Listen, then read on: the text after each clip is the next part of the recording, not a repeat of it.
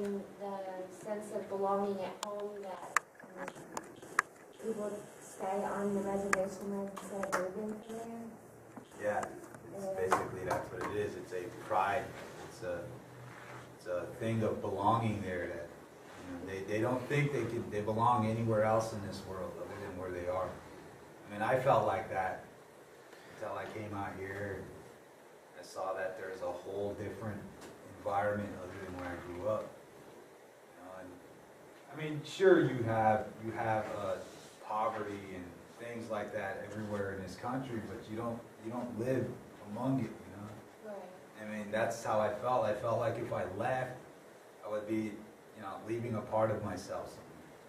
But then I saw that there's other things out there to life, I mean, you can advance in life. That's what my great-grandfather, Richard, said, is you can make the advancement in life. You just don't have to change yourself, who you are. That's what he said. Does it have to do with being near the Black Hills? Not necessarily. No. It just has to deal with the fact that, oh, if I leave, who will I be when I come back? That's basically what it is.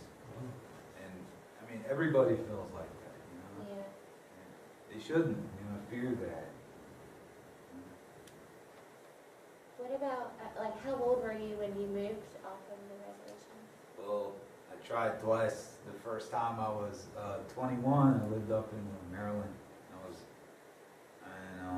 I was gone for like about a year or 6 months, and then I went back home, and my dad asked me to stay because he needed help around here, so I stayed, and I got tired of that, I mean, I started getting back into the stupid stuff I did before, just hanging out with my idiot friends and drinking and doing all that, and here something in me told me that, this is not what life is about. There's a bigger world out there. You've seen it before.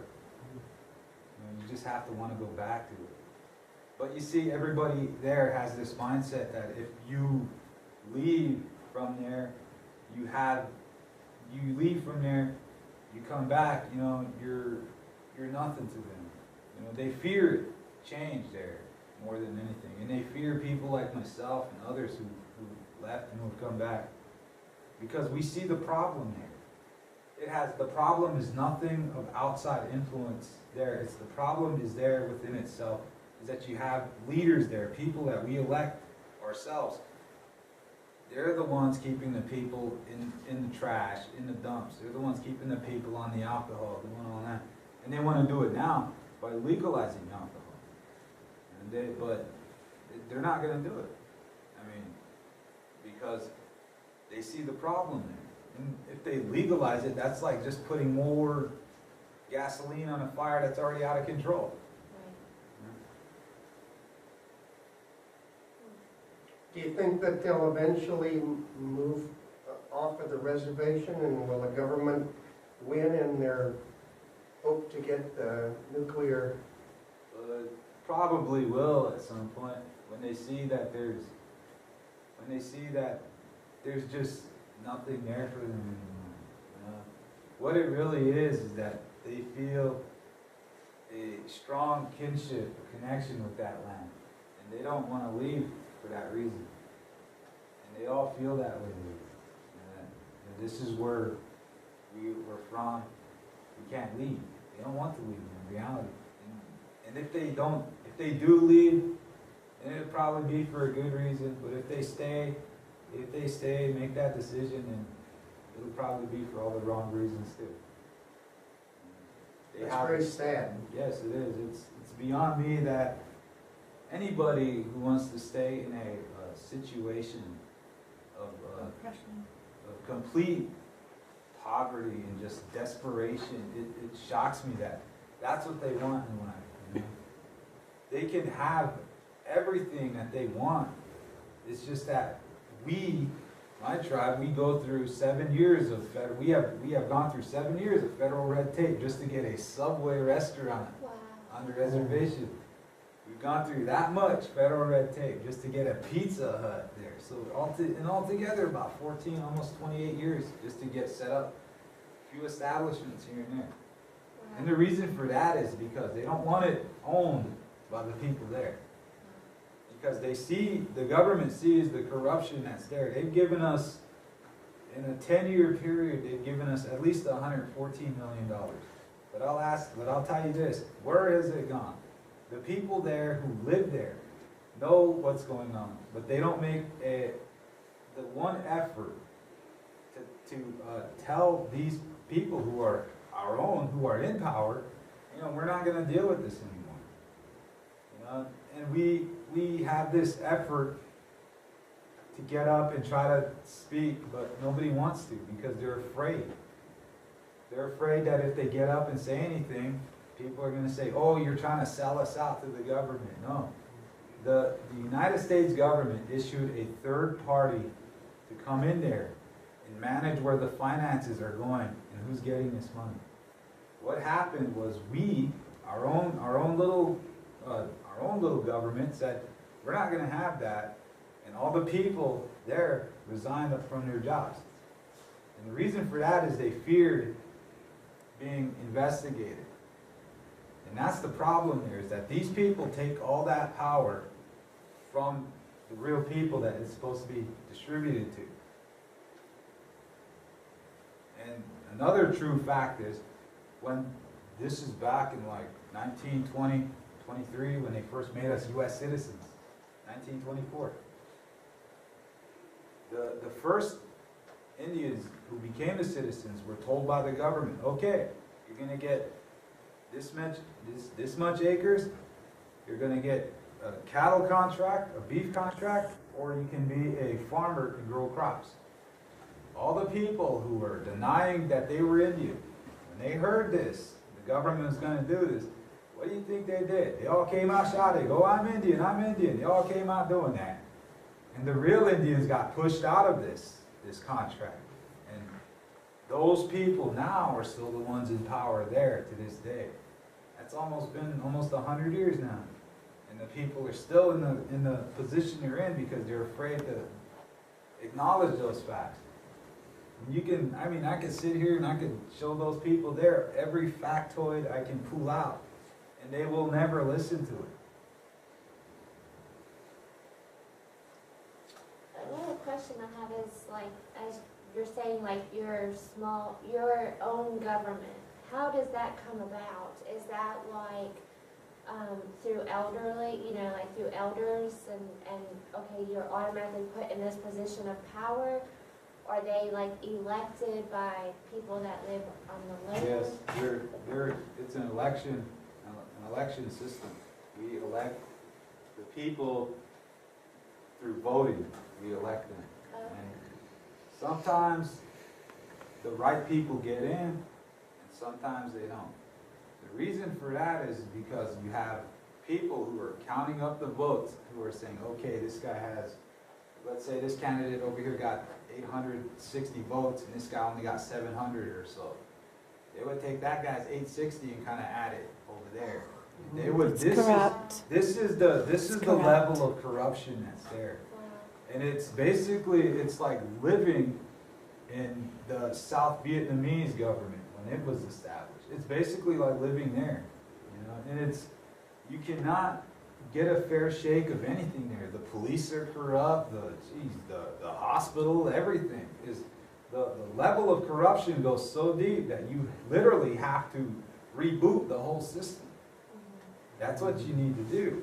And the people there are afraid to do that because a lot of folks there, the reason why they're afraid is because we don't, tell you the truth, have enough educated people to fill these positions. Because a lot of these people were these types, oh, I don't want my grandson being educated like a white man. So you see, they caused this problem themselves by taking the books and the reading and the writing away from the children.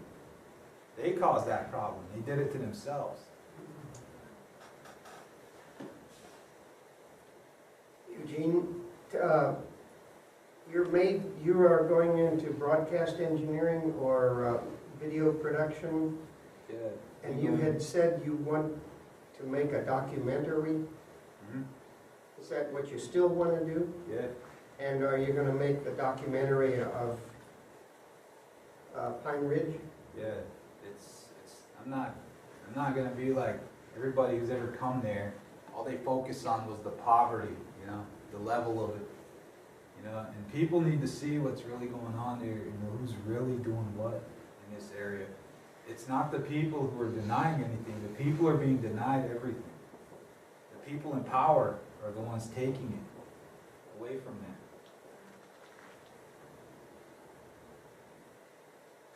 Any other questions?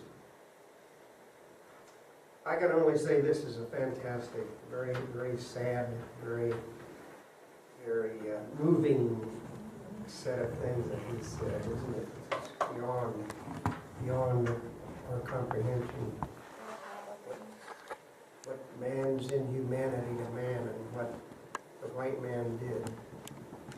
Well, it's not really the reason for why we ended up in where we were, was because the rival tribe of ours, the Ojibwe, traded guns with the people in power at the time. We came and traded guns. This was our territory here. Oh, that's a lot more than you have now. Yeah, this was our hunting ground, and it was, we controlled all of this here. And of any, Right now, they have this. yeah. Is that about right? Mhm. But before, I see that real quick. Before, it was this. This is Missouri here. Before, it was all of this. That was what was in the peace delegation that Red Shirt and Red Cloud and them were part of. The state of South Dakota would have been that half right there. We would have owned the western half, and the state of South Dakota would have been over here. But, being that this is a fact here, they sent an expeditionary force into this area up here, to the Black Hills there. And, up here. And when gold was discovered there, they reneged on their promise and said, okay, well, we want to buy that from you. And that money still sits in the bank today. We never touched a single cent of it.